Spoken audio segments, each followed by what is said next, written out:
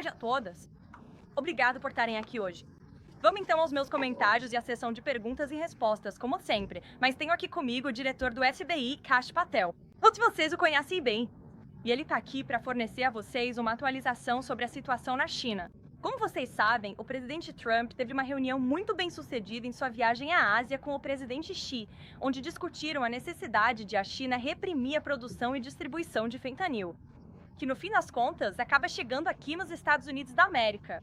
E o diretor da FBI viajou recentemente para a China após a reunião do presidente Trump para se encontrar com seu homólogo em Pequim. E ele tem um anúncio realmente positivo para compartilhar com o povo americano. Então, o presidente pediu que eu trouxesse o diretor da FBI para compartilhar isso com todos vocês hoje. Então, Kashi, por estar aqui... Obrigado, Caroline. Como a Caroline mencionou, temos uma notícia excelente. Trouxe o presidente Xi Trump mais uma vez pelo povo americano. Assim que o presidente dos Estados Unidos assumiu o cargo, ele emitiu uma ordem para livrar a América desse flagelo, que é o fentanil, uma droga que já matou centenas de milhares de americanos. Graças à sua liderança e ao seu envolvimento direto com a China, estabelecemos um plano para executar essa missão há 8 meses. A procuradora-geral Bond, logo em seguida, tomou medidas para dialogar com sua contraparte na China, no Ministério da Segurança Pública. Em decorrência dessas conversas diretas, como diretor do FBI designado para coordenar essa questão, junto com o secretário de Estado Rubio, o embaixador Perdue e toda a equipe. Aqui na Casa Branca, traçamos um caminho para implementar a política necessária para acabar com a praga do fentanil. O vice-procurador-geral Blanche e nossas equipes têm trabalhado duro desde então, culminando por fim na minha viagem a Pequim na semana passada. Isso só foi possível graças ao envolvimento histórico do presidente Trump com o presidente Xi há poucas semanas. Isso preparou o terreno para o anúncio de hoje. Naquela reunião, os líderes chegaram a um acordo. Mas só para contextualizar para o povo americano, vale lembrar que quase 100 mil pessoas morreram de overdose de fentanil só no ano passado. Aqui, neste ano, sob este presidente, o FBI apreendeu 1.900 quilos de fentanil. Até o momento, isso representa um aumento de 31% em relação ao mesmo período do ano passado. Para se ter uma ideia, essa quantidade de fentanil seria suficiente para matar 127 milhões de pessoas. Americanos. Os precursores do fentanil são o que compõe o fentanil. Embora nós, a Agência Interinstitucional, o Departamento de Justiça, tenhamos lutado arduamente para apreender e deter os traficantes de drogas, devemos atacar os precursores do fentanil, os ingredientes necessários para produzir essa droga letal. Esse foi o único propósito da minha viagem à China, eliminar esses precursores. E se tivermos sucesso, sufocaremos a capacidade das organizações de tráfico de drogas de fabricar fentanil em lugares como o México. Essa foi a primeira vez em mais de uma década que um diretor do FBI foi à China e teve uma audiência com seu homólogo para tratar desse assunto diretamente. E, novamente, graças ao envolvimento direto do presidente Trump com o presidente Xi, o governo da China se comprometeu totalmente com a minha missão lá, em Pequim, em um nível nunca visto antes. Enquanto estava na sede do Ministério da Segurança Pública, me encontrei com meu homólogo do MPS. Lá, o governo chinês concordou com um plano para interromper os precursores do fentanil. O que isso significa? A República Popular da China designou e listou oficialmente todos os 13 precursores utilizados para fabricar fentanil. Além disso, eles concordaram em controlar 7 subsidiárias químicas que também são usadas para produzir essa droga letal. Com efeito imediato, basicamente, o presidente Trump fechou o canal que produzia fentanil e matava dezenas de milhares de americanos.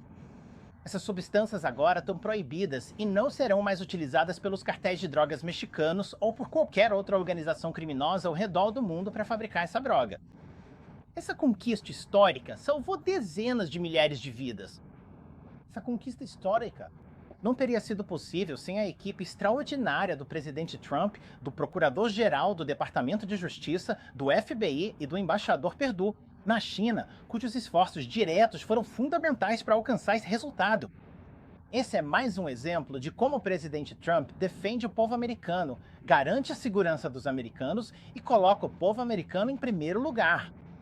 Essa é uma conquista histórica, inédita para qualquer presidente, para beber esse flagelo de fentanil, e deveria ser defendida por todos os americanos. Essa conquista salvará vidas. Somos gratos pela liderança firme do presidente Trump e o FBI seguirá seus passos destemidamente para garantir que essa missão de proteger o público americano seja cumprida todos os dias. Obrigado. Obrigada, Caroline. Muito obrigado. Agradeço. Ok. Muito obrigado novamente, diretor Patel. Antes de começarmos, tem um breve aviso sobre o cronograma. Amanhã, o presidente Trump estará acompanhado da primeira-dama no Salão Leste para assinatura de uma ordem executiva, voltada para ampliar oportunidades de educação, desenvolvimento de carreira, moradia e outros recursos para jovens que estão saindo do sistema de acolhimento para a vida adulta. Isso faz parte dos esforços da primeira-dama para promover o futuro, que são uma iniciativa do programa Seja Melhor. Em outras notícias, os democratas prolongaram a paralisação do governo por 43 dias. A mais longa paralisação da história do seu ar até hoje. Mas esta noite, graças aos republicanos, a Casa Branca está muito esperançosa de que essa paralisação vai chegar ao fim. Os danos causados pelos democratas com essa paralisação irresponsável do governo não podem ser esquecidos. A culpa é inteiramente do Partido Democrata. É só olhar a contagem dos votos. Centenas de milhares de funcionários federais ficaram sem receber seus salários. Dezenas de bilhões em salários e benefícios foram retidos, impactando famílias vulneráveis. Milhões de americanos de baixa renda ficaram sem receber seus benefícios do SNAP. Quase 20 mil voos em aeroportos de todo o país foram atrasados devido à falta de pessoal, fazendo com que americanos perdessem eventos familiares, férias e compromissos de trabalho. Segundo a Airlines for America, estima-se que 5,2 milhões de viajantes tiveram seus voos prejudicados ao longo da paralisação causada pelos democratas. E nossa economia perdeu bilhões e bilhões de dólares em atividade econômica. Durante essa paralisação, prejudicando o sentimento do consumidor e esmagando as indústrias de viagens e hospitalidade.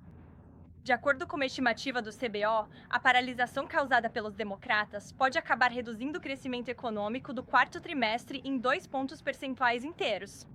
A paralisação dos democratas tornou extraordinariamente difícil para economistas, investidores e formuladores de políticas do Federal Reserve receberem dados governamentais essenciais.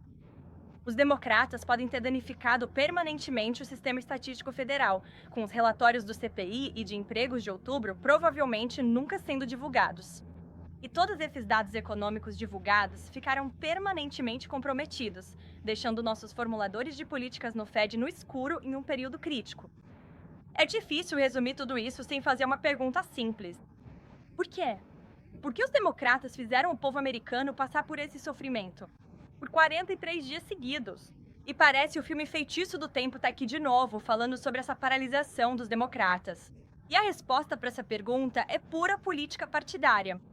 Eles começaram essa paralisação com uma exigência absurda de forçar benefícios de saúde financiados pelos contribuintes para imigrantes ilegais que entraram no nosso país. Mesmo depois de ficar claro que o presidente Trump e os republicanos nunca obrigariam os contribuintes americanos a pagar por assistência médica gratuita para imigrantes ilegais, na verdade, o grande, belo projeto de lei do presidente Trump resolveu esse problema. Os democratas continuaram arrastando esse fechamento irresponsável do governo por semanas a mais para aumentar a participação deles numa eleição, talvez alguém possa supor.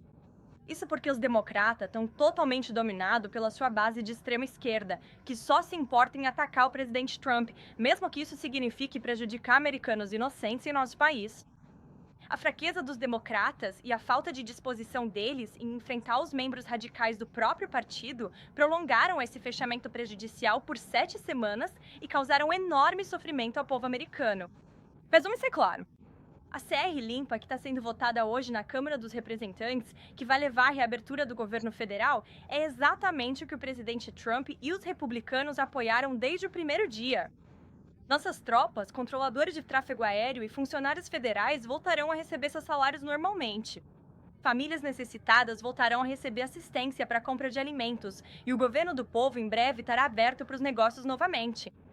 O presidente Trump está ansioso para finalmente encerrar esse devastador fechamento democrata com sua assinatura. E esperamos que essa assinatura aconteça ainda hoje à noite.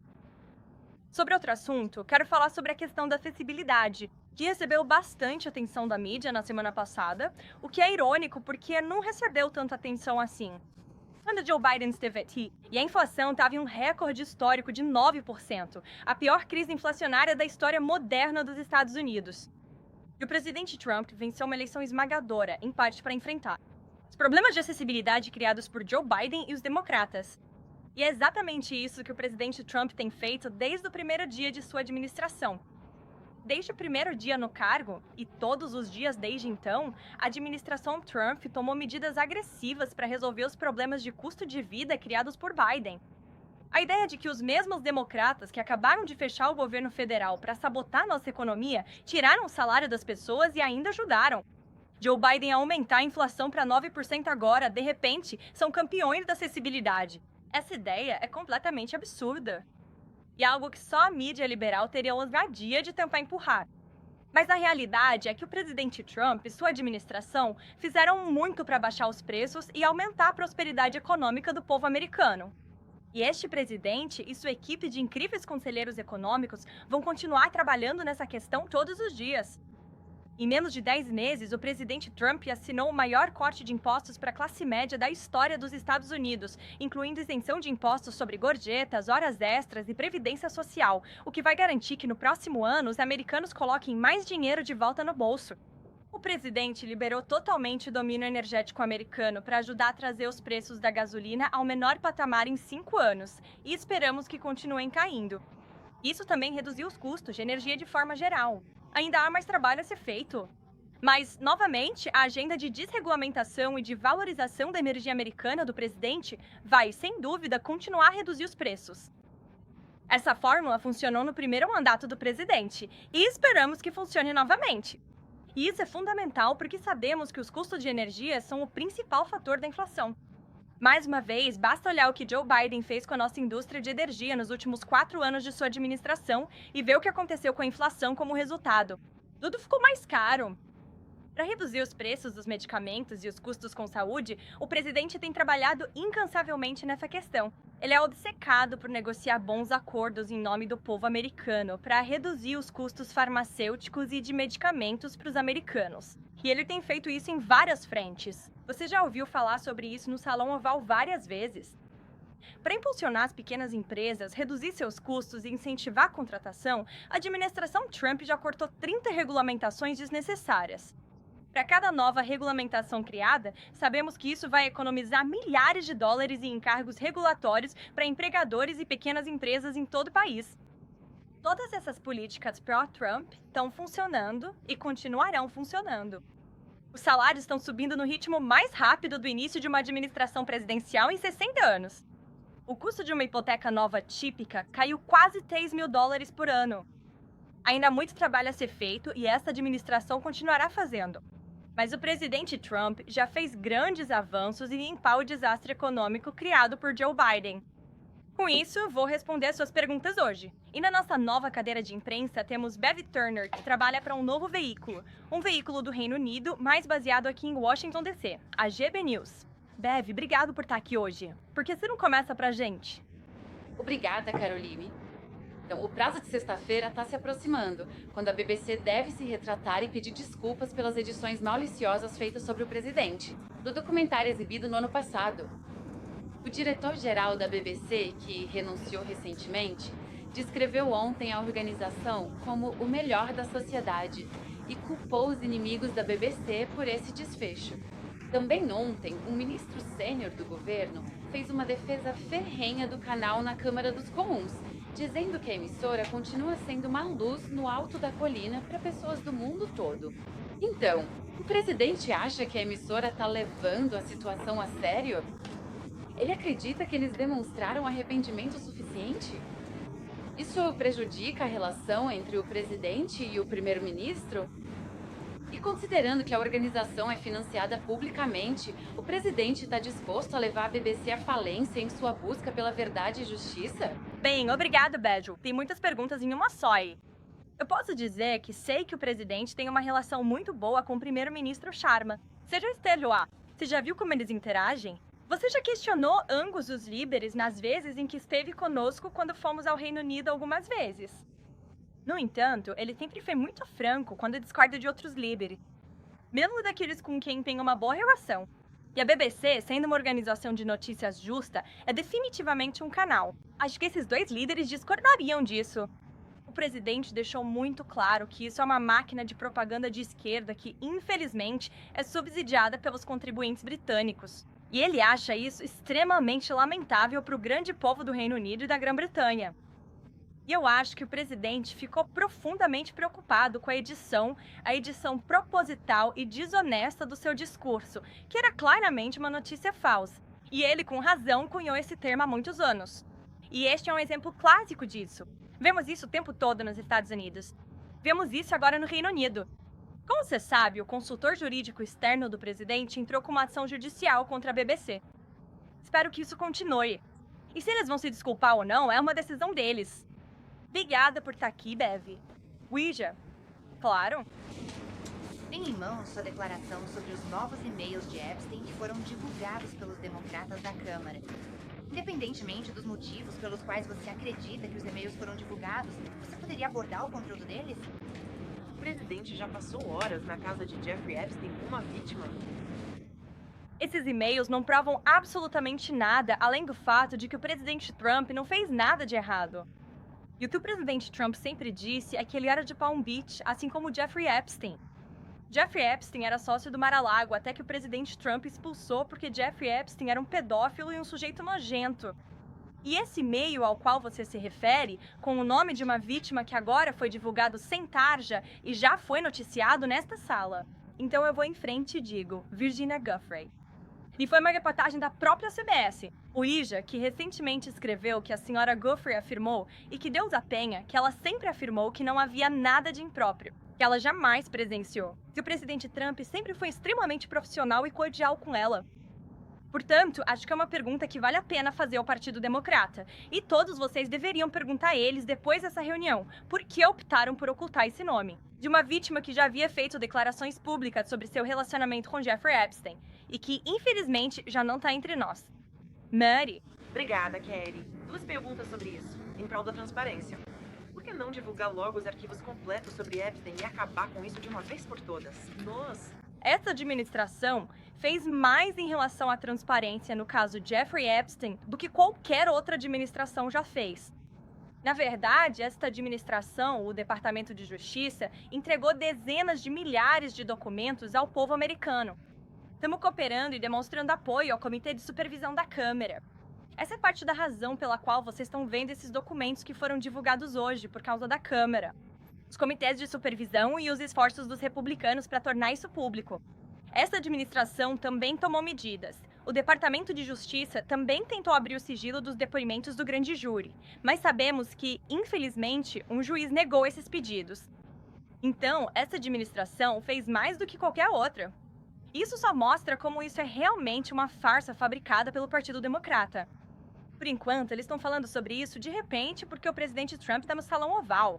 Mas quando o Joe Biden estava lá, os democratas nunca tocaram nesse assunto. Isso nunca foi uma questão que eles se importaram, porque, na verdade, eles não se importam com as vítimas desses casos. Eles se importam em tentar marcar pontos políticos contra o presidente Trump, como vimos, é claro, com essa paralisação do governo. E tudo isso, mais uma vez, não é coincidência para o povo americano em casa. Não existem coincidências em Washington, D.C., e não é coincidência que os democratas tenham vazado esses e-mails para as notícias falsas esta manhã, antes dos republicanos. Reabertura do governo. Essa é mais uma campanha de distração orquestrada pelos democratas na mídia liberal, e é por isso que me fazem perguntas sobre Epstein em vez da reabertura do governo, por causa dos republicanos e do presidente Trump. Reagan. Sendo transparente, Caroline, por que então funcionários da Casa Branca estão se reunindo com a deputada Boebert numa tentativa de convencê-la a não assinar a petição que pede a divulgação dos arquivos? Não demonstra transparência o fato de membros do governo Trump estarem dispostos a informar outros membros do Congresso? Quando eles tiverem. Isso não demonstra o nosso nível de transparência? Isso não demonstra o nível de transparência que temos ao nos dispormos a sentar à mesa com membros do Congresso e abordar suas preocupações? Esse é o fator determinante da transparência. Tenho tido conversas com membros do Congresso sobre vários assuntos, e não vou detalhar as conversas. Já aconteceu na sala de situação, na sala de imprensa. Reagan, eu... Tenho uma pergunta sobre a paralisação do governo. Obrigada. Fico feliz que alguém faça isso. Primeiro, sobre a paralisação do governo. O acordo para encerrar a paralisação reverte as medidas do governo e também proíbe que mais delas aconteçam até o final de janeiro. queria saber se o presidente teve participação nesse ponto do acordo e se ele está, de alguma forma, decepcionado. Isso vai reverter a redução do tamanho do governo federal, como aconteceu durante a paralisação. Olha, eu acho que são cerca de 6 mil trabalhadores no total. Quando se compara isso com a redução no quadro de funcionários federais, que essa administração fez desde janeiro, para eliminar o desperdício, a fraude, o abuso e para reduzir o tamanho da nossa burocracia federal, fizemos um ótimo trabalho nesse sentido e vamos continuar fazendo. Mas, obviamente, a principal prioridade do presidente era reabrir o governo federal e colocar as pessoas de volta ao trabalho. E é isso que esse acordo realiza. Há relatos na mídia israelense de que os EUA estão considerando construir uma base militar temporária na fronteira com Gaza. Você pode confirmar esses relatos? Então, eu conversei diretamente com o repórter que escreveu esse artigo. E esse artigo foi baseado em uma única folha de papel, uma consulta que alguém do Departamento da Marinha fez, sobre uma ideia que talvez aconteça no futuro. E esse repórter considerou isso como um plano oficial e publicou uma matéria dizendo que os Estados Unidos estão analisando isso. Eu verifiquei com os mais altos níveis do governo federal dos Estados Unidos. Isso não é algo em que os Estados Unidos estejam interessados em se envolver. Não é algo em que estamos atualmente envolvidos ou que vamos financiar. E o presidente foi muito claro ao dizer que não quer ver tropas em solo em relação ao que está acontecendo no Oriente Médio. Nós alcançamos uma grande paz, fizemos grandes avanços com o plano de paz em Gaza e queremos continuar vendo esse progresso. Mas eu coloquei um comentário nessa matéria por um motivo. E às vezes, vemos repórteres pegarem um documento como esse e simplesmente considerarem como política oficial. E às vezes, isso induz as pessoas ao erro. Claro. Surgiu uma questão sobre o compartilhamento de informações de inteligência do Reino Unido a respeito das tradições de bebedeira que envolviam 9 vezes mais funcionários reais. Como isso afetará o Zelah? Operação militar? Tem havido muita discussão sobre a alta qualidade da inteligência que foi fornecida antes de qualquer uma dessas ações militares Acontecerem. Eu vi esse relatório. OAR. Eu vi esse relatório. Estou familiarizado com a reportagem, mas como você sabe, não comentamos sobre questões de inteligência, especialmente aquelas classificadas. Quanto à posição do governo Trump sobre nossa campanha de combate ao narcoterrorismo no Caribe, ela continuará. E o presidente deixou bem claro que não vai permitir que terroristas tragam drogas ilegais que matam cidadãos americanos para o nosso grande país. Claro, John. Vou falar com o John e depois com o Zolan. Vai em frente. Muito obrigado. Trump falou sobre enviar cheques de $2.000 para cidadãos dos Estados Unidos. Cidadãos. No início deste ano, ele também falou sobre enviar um dividendo Doge. Isso não se concretizou. Os cidadãos do EUA devem esperar uma proposta de $2.000. A Casa Branca está comprometida em fazer isso acontecer? A Casa Branca está sim comprometida em fazer isso acontecer. E estamos atualmente explorando todas as opções legais para viabilizar isso. Não tenho um cronograma para você nem mais detalhes, mas passo a confirmar isso para você. O presidente deixou claro que quer que isso aconteça. E, portanto, sua equipe de assessores econômicos está analisando a situação. E quando tivermos uma atualização, iremos fornecê-la. Solon. Você disse no início que um dos custos da paralisação do governo foi que as pessoas perderam seus benefícios do SNAP, Programa de Assistência Nutricional Suplementar. Você poderia explicar então por quê? O governo entrou com uma ação judicial para contestar o financiamento dos cupons de alimentação. Assim, os beneficiários perderam seus benefícios do SNAP, porque os democratas fecharam o governo e forçaram a administração a recorrer a um fundo de contingência que nem sequer financiou totalmente todo esse programa. Então você teve um juiz descontrolado tentando ditar do tribunal o que o Poder Executivo tem que pagar e de onde esse dinheiro deve vir. Isso é um exemplo clássico de ativismo judicial. E foi por isso que a administração reagiu contra isso. Não podemos permitir que o Poder Judiciário diga ao Poder Executivo que precisamos tirar dinheiro do Fundo de Nutrição Infantil, que foi exatamente o que esse juiz tentou fazer para pagar os benefícios do SNAP. Isso é totalmente inapropriado e inconstitucional. E nós provamos estar certos com esse argumento jurídico. Mas agora a boa notícia é que, mais uma vez, graças aos republicanos, vi em algumas horas ao presidente Trump. O governo será reaberto e os beneficiários do SNAP receberão seus benefícios integrais, que é o que o presidente Trump sempre quis fazer. Shirfrain. Por que você também precisou do processo judicial para isso? Quer dizer, durante a paralisação do governo, não tinha responsabilidade de usar alguma dessas reservas para garantir que as pessoas mais pobres tivessem acesso à ajuda financeira? Yes. Nós conseguimos acessar esse recurso. Recorremos ao fundo de contingência. Então o juiz nos disse, não, vocês precisam conseguir mais dinheiro de um fundo de nutrição infantil. E sentimos que isso foi um abuso de poder judicial. Você não deve dizer ao presidente qual fundo ele deve roubar, porque os democratas estão mantendo o país refém ao paralisarem o governo federal. Stephen, pode proferir. Nossa! Gostaria de saber se o presidente considera conceder indulto a Ghislaine Maxwell. Novamente, ele já respondeu a isso repetidamente. Não é algo que ele esteja falando ou sequer pensando agora. Posso garantir isso. Stephen. Eu tenho 2 perguntas sobre Nova York pra você. Claro. Primeiro, prefeito. Você sempre faz isso. Sim, Prefeito eleito? em sintonia com a marca do The New York Post. Bem, o prefeito eleito Mandani disse que planeja entrar em contato com o presidente Trump e que, abre aspas, esse relacionamento será crucial. A Casa Branca tem alguma resposta a essa iniciativa planejada? Isso é... É a primeira vez que ouço falar disso. Deixarei que o próprio presidente responda a esse comentário do Sr. Mandani. Tem o meu segundo. Bunka. Jack Schlossberg, neto do presidente Kennedy, anunciou hoje sua candidatura ao Congresso. Ele, recentemente, referiu-se ao seu tio, o secretário do Departamento de Saúde e Serviços Humanos, HHS, como, abre aspas, um cão de caça a coelhos. E ele afirmou que o governo Trump é, abre aspas, o mais corrupto da história americana. A Casa Branca tem algum comentário a fazer sobre esse tipo de declaração vinda de uma estrela em ascensão no Partido Democrata? Nem pense que comentários tão ridículos mereçam resposta. Obviamente, essas coisas não são verdade. E o secretário Kennedy está fazendo um trabalho fenomenal, trazendo de volta a transparência e o padrão ouro da ciência ao nosso sistema de saúde. E, Amon, agradecer. Caroline, o presidente oferece jantar a CEOs de Wall Street na Casa Branca esta noite. Pode nos dar os nomes dos CEOs presentes e a mensagem do presidente para Wall Street? Eu não tenho uma lista completa para você aqui na minha frente, Emon. Eu sei que você já mencionou alguns nomes e nós te ajudamos a verificar se esses nomes eram verdadeiros ou falsos. Mas eu sei que o presidente, na verdade, pretende trazer alguns de vocês para o jantar desta noite. Então você vai ver por si mesmo em algumas horas, se tiver tudo bem para você. Foi noticiado que a Casa Branca está frustrada com Bill Pucci e o lançamento da proposta dele de hipoteca de 50 anos. Você pode nos dizer se a Casa Branca está frustrada com esse lançamento e se ainda apoia a ideia de uma hipoteca de 50 anos para os americanos? Essa é uma proposta sobre a qual o próprio presidente já comentou. Recomendo que você consulte as declarações do presidente, pois é algo que o governo está discutindo e analisando seriamente. Claro, ok. Dani, então pode prosseguir. Obrigado. Alguns membros democratas do Congresso convidaram o ex-príncipe Andrew da Grã-Bretanha para depor sobre o escândalo Epstein.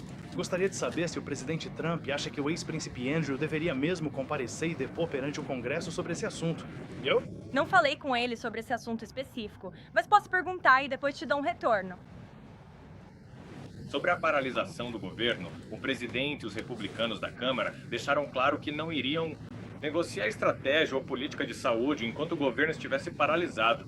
Agora, assumindo que o governo reabra hoje à noite, o presidente pretende convidar algum democrata para negociar sobre esses subsídios ou qualquer outro plano para reduzir o custo do seguro de saúde? Só vou acrescentar que, como você apontou, os democratas estavam fazendo o nosso país de refém para tentar negociar sobre um sistema de saúde que eles mesmos criaram. O Obamacare, como é popularmente chamado, é um sistema criado pelos democratas. É um sistema quebrado. Ele aumentou drasticamente os custos de saúde em este país.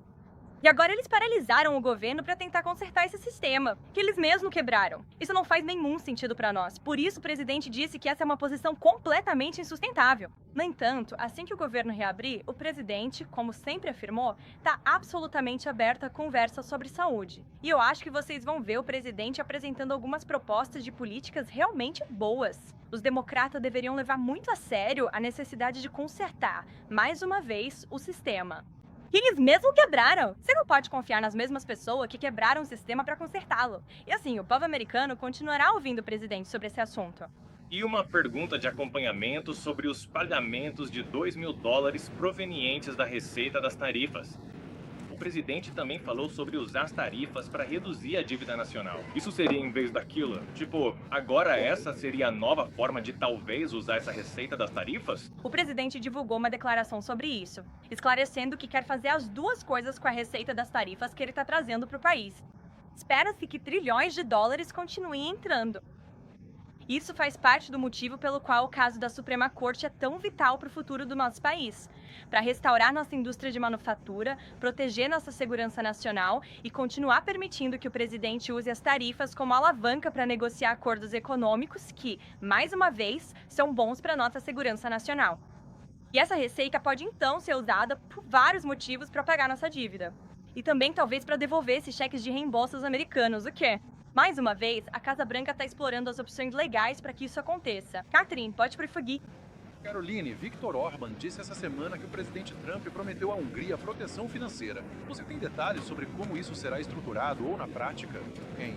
Não sei, mas terei prazer em verificar com o Conselho de Segurança e entrarei em contato. Você disse que verificaria com o presidente Trump porque ele precisa de uma ressonância magnética. Você tem mais detalhes sobre isso?